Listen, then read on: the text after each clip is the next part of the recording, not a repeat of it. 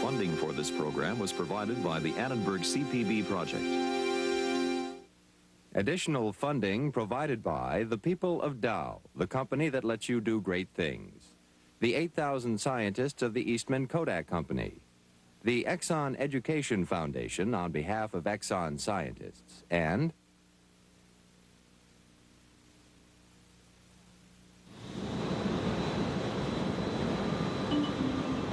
this enormous chemical factory labors night and day producing many different products. But a single microscopic cell can perform much more varied chemistry faster and more efficiently than any chemical plant on this planet. The chemistry of life. How do cells perform the chemistry that makes life possible? What is the secret? It is hidden in a vital class of molecules, proteins, and their structure and function.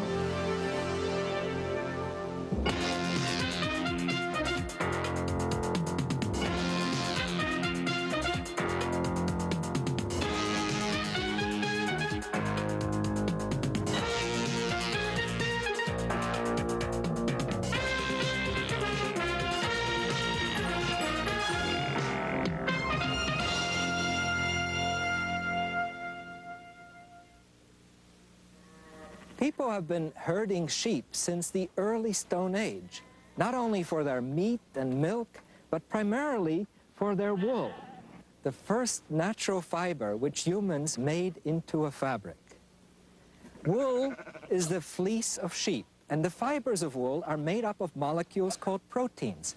Proteins are there not only in wool, but also in my hair, in my muscle, and that of the sheep. They are in my eyes receiving the light. They digest food. In general, they run the body.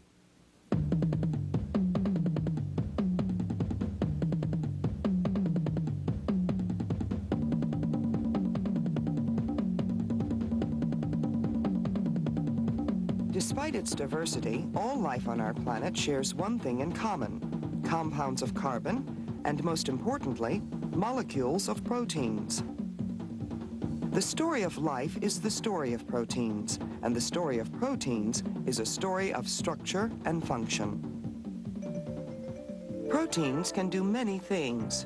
They serve as structural materials, wool, silk, hair, beaks and nails. All are made of protein molecules.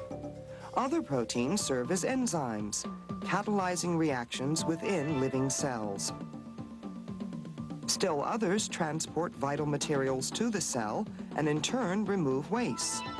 Hemoglobin, the molecule that transports oxygen in red blood cells, is a protein.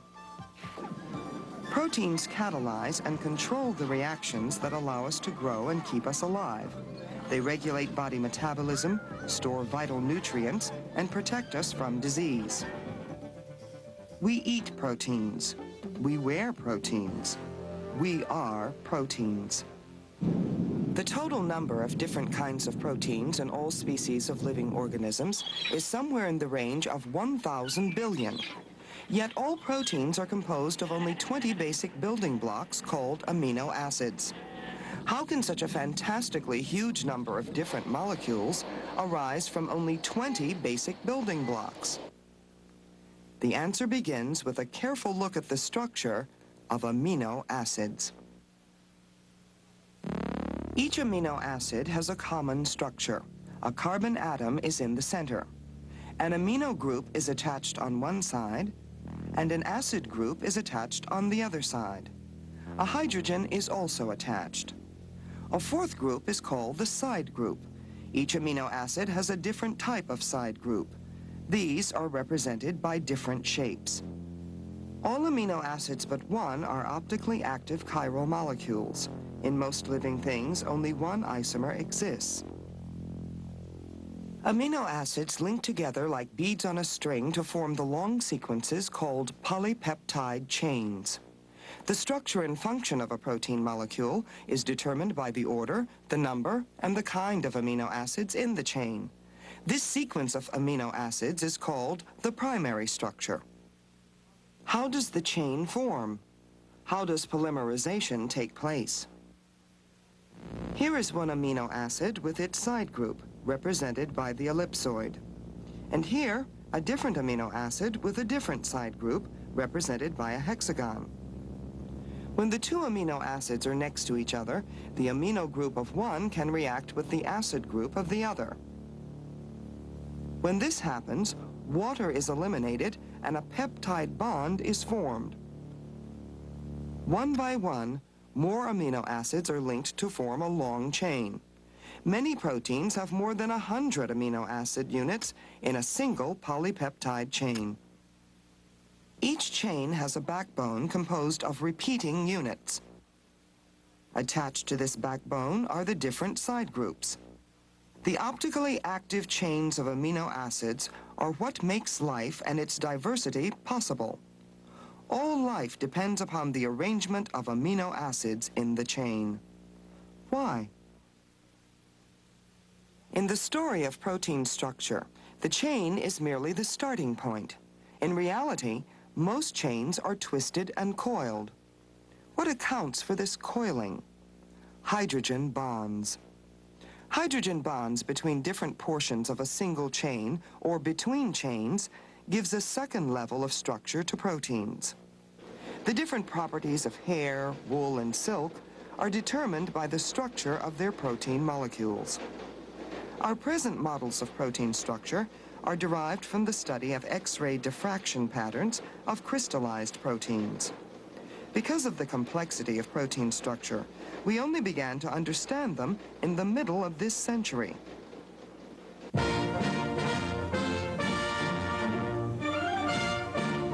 In Stockholm, Sweden, the coveted Nobel Prizes. Honored for chemistry is Dr. Linus Pauling of the California Institute of Technology, receiving... One of the key steps in unraveling the mystery of hydrogen bonds and protein structure involved this man, Linus Pauling, a cold, and a Nobel Prize. 1988. Pauling lives in the Big Sur region of Northern California. His living room is his office. There he spends a large part of each day at a simple desk working on a new research interest, metals. Earlier in his career, Pauling had another interest, the structure of protein molecules. At that time, there were several conflicting theories. Pauling and his colleagues thought that the first level of protein structure was a polypeptide chain. Then they asked themselves a fundamental question. We asked, how is the polypeptide chain folded? We couldn't answer the question, but we said it's probably held together by hydrogen bonds. The conclusion we reached was that the polypeptide chains in a protein, which would be far longer if they were stretched out than the diameter of the molecule, are coiled back and forth, and that they are coiled into a very well-defined structure, configuration, with the different parts of the chain held together by hydrogen bonds. In 1937, I spent a good bit of the summer with models where I assumed that I knew what a polypeptide chain looks like, except for the way in which it's folded. And I wanted to fold it to form the hydrogen bonds. I didn't succeed. The fact is, I thought that there was something about proteins that perhaps I didn't know. Pauling continued to work on this problem, but the solution eluded him. Then one day he had a crucial insight in a completely different and unexpected setting. I had a cold. I was lying in bed for 2 or 3 days, and I read detective stories, light reading, and for a while, and then I got sort of bored with that, so I said to my wife, bring me a sheet of paper, and I think I'll work on that problem of how polypeptide chains are folded in proteins. So she brought me a sheet of paper and a slide rule and a pencil, and I started working. Using the knowledge gained from his years of model building, he drew the backbone of a polypeptide chain on a piece of paper. Then it occurred to him to try to fold the paper to see how hydrogen bonds could form along the polypeptide chain. The result was a structure that twisted around like a spring.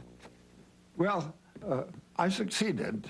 It only took a couple of hours of work that day in March of 1948 for me to find the structure called the alpha helix.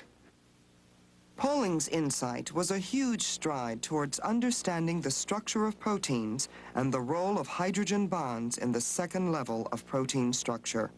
For this work, he was awarded the Nobel Prize in 1954. How do these hydrogen bonds form?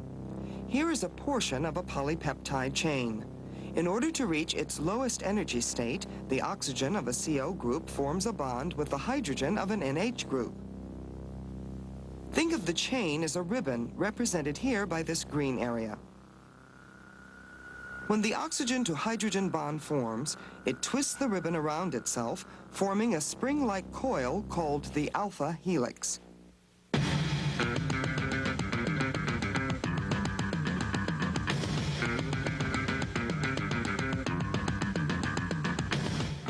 Human hair is an example of the alpha helix structure. And what is permanent waving? Refashioning proteins.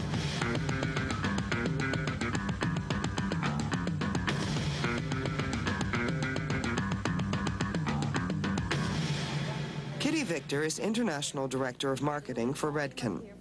For the world of chemistry, she is about to reveal the secrets of a permanent wave. Basically, you'll be shampooing it, rinsing it, putting a brush through it, and going. That's all that you need to do with it, all right? Let's go. Great, let's get you shampooed. The alpha helix structure is what gives hair its ability to stretch. Just like a spring, the hair can be pulled into longer shapes and then bounce back. In hair protein, which is rich in sulfur, each alpha helix coils around two other alpha helices to form a rope-like structure. These ropes form bundles, held together by covalent sulfur-to-sulfur bonds between side groups. During a permanent wave, hairstylists use chemical solutions to first break or soften these disulfide bonds and then reform them.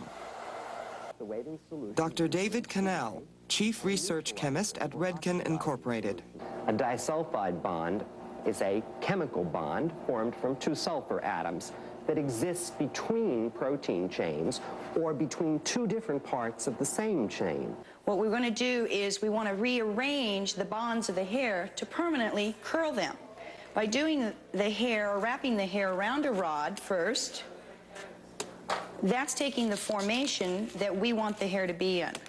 Then we'll apply the first solution that actually softens the bonds and allows them to be rearranged in a curly formation. In actuality, the bonds inside the hair are lined up together. Once we apply the solution, they start to break down or cleave these bonds, meaning that these disulfide bonds then take a new shape. They've actually moved down. At the end of the waving process, the proteins that make up the hair's structure have been sufficiently softened. They have moved internally with respect to one another to take on the shape of the permanent wave rod. We must now fix them in this new position, lock them in this new conformation to impart a permanent wave to the hair. The waving solution is rinsed away and a neutralizer or oxidizing solution is applied. However, the disulfide bond is not in the place it originally started. So we're actually forming new disulfide bonds which lock the hair in its new conformation. Kelly, I think you're going to find this so easy to take care of. See what happens when you have your disulfide bonds broken? It looks great.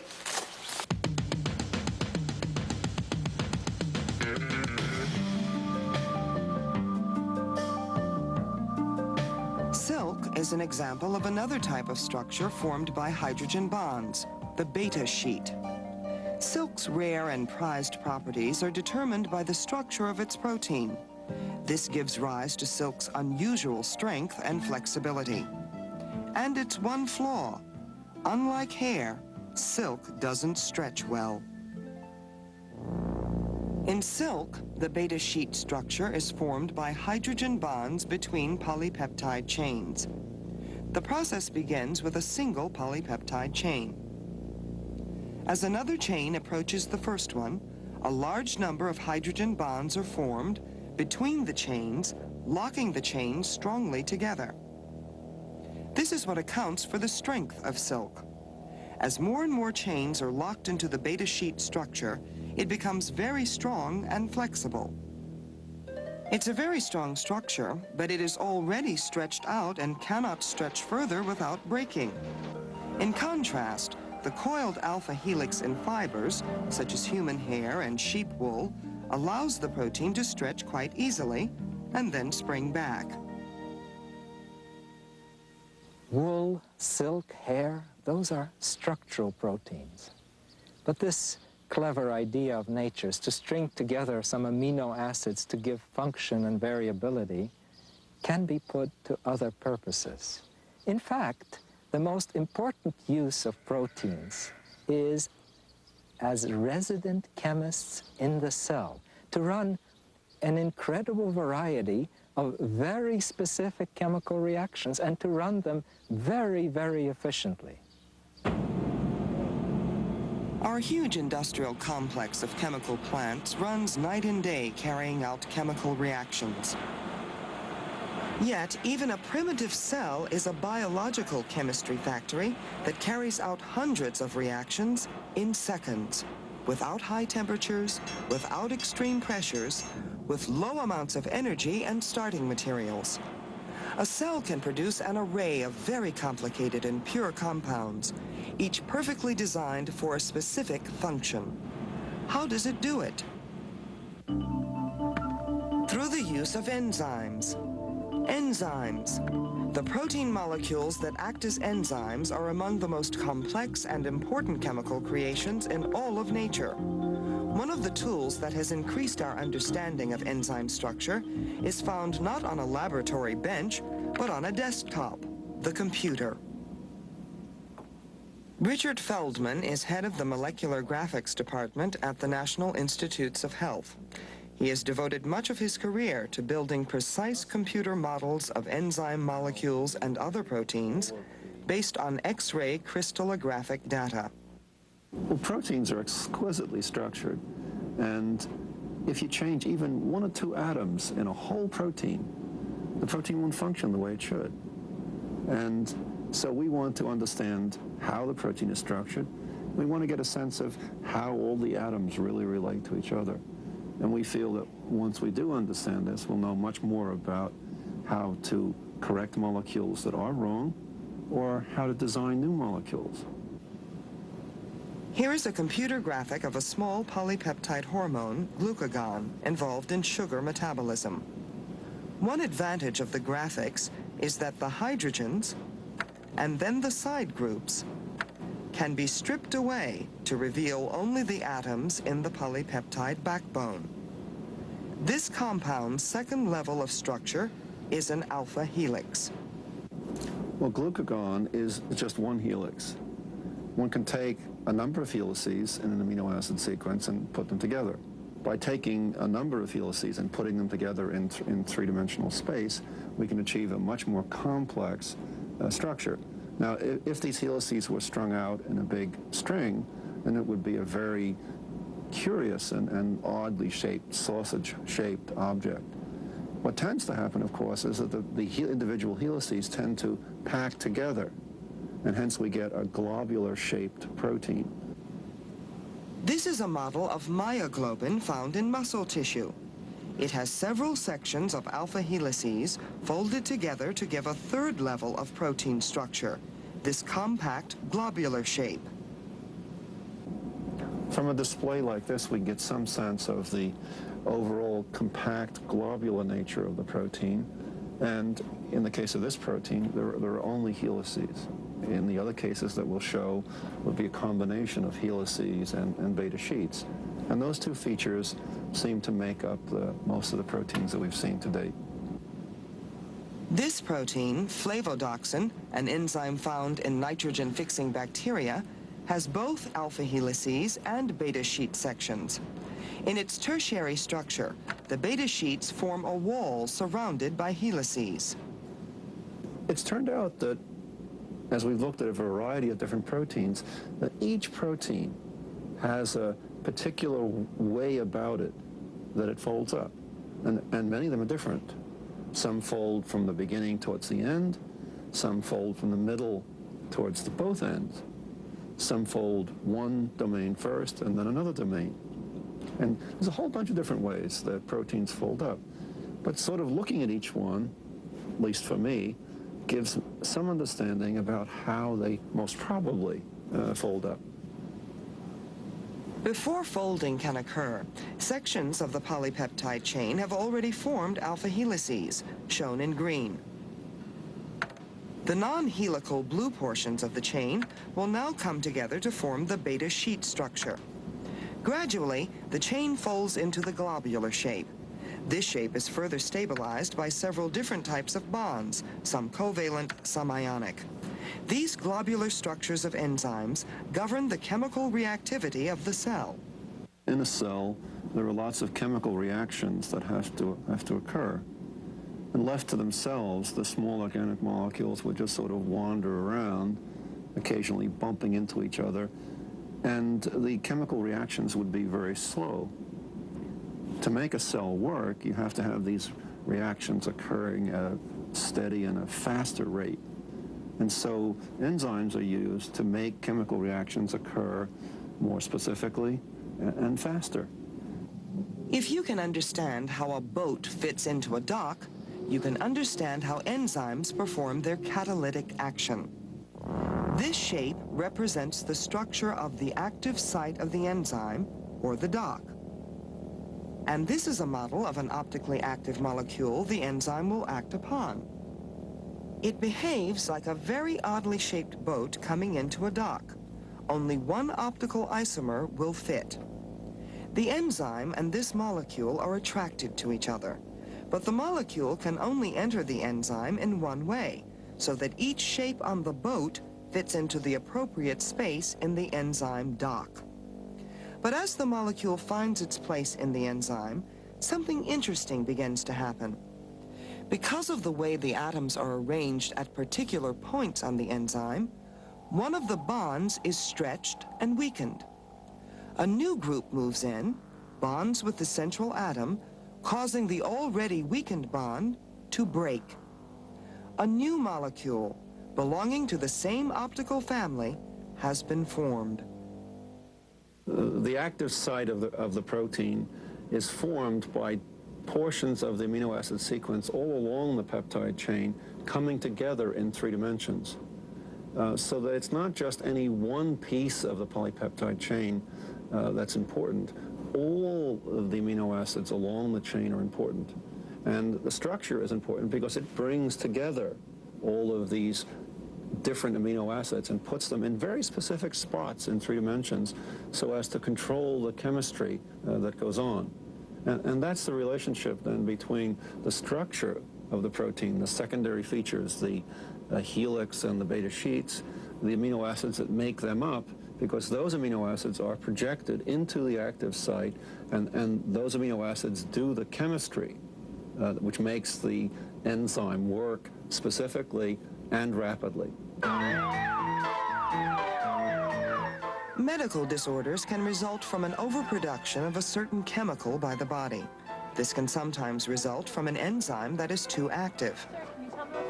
Using their knowledge of protein structure, scientists are now developing a new generation of drugs called enzyme blockers. Heart attacks rank as the #1 cause of death in America.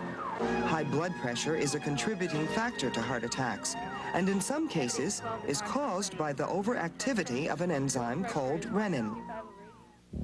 Renin is an enzyme that is involved in the production of the body's most powerful blood vessel constrictor. In cold weather, constriction of the blood vessels helps conserve the body's heat, but some individuals produce too much renin too frequently, causing the blood vessels to be permanently constricted. The reduced size of the blood vessels leads to high blood pressure. A new drug that functions as a renin blocker is now being developed to treat this condition by blocking the activity of the excess renin. Let's use our model enzyme to see how an enzyme blocker might work. Here on the left is the molecule on which the enzyme usually acts. The blocker molecule on the right is different in two respects. The blocker docks and forms a strong covalent bond with the enzyme. Since there is no mechanism for breaking this bond, the blocked enzyme can no longer play its role in producing the molecule that raises the blood pressure. It's very clear now that proteins, when they don't work right, cause diseases, and that the base of most of our diseases is some molecule or molecules that are not working the way they should, and that we can actually find detailed atomic reasons why something is not working the way it should.